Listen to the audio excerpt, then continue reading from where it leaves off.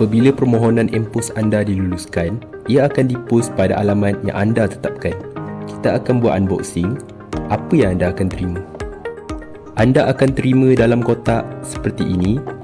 Dalam kotak anda akan dapat manual pengguna, kabel charger micro USB dan terminal.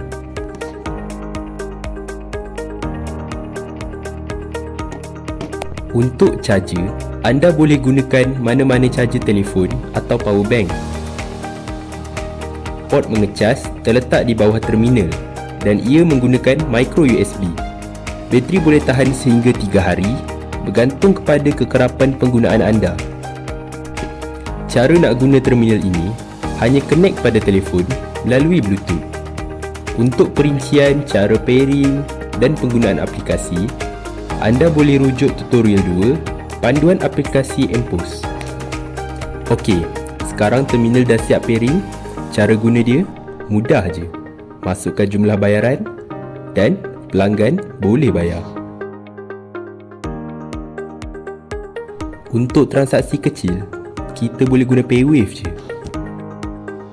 Untuk transaksi besar melebihi RM250, anda boleh masukkan kad dan gunakan PIN.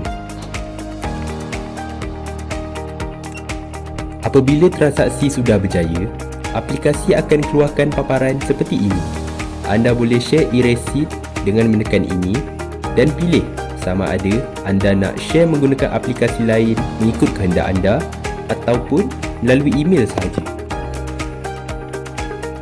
Jadi, inilah cara guna asas MPOS Terminal. Untuk langkah pairing, sambung printer dan tengok fungsi aplikasi, boleh pergi ke video seterusnya, tutorial 2, panduan aplikasi MPOS.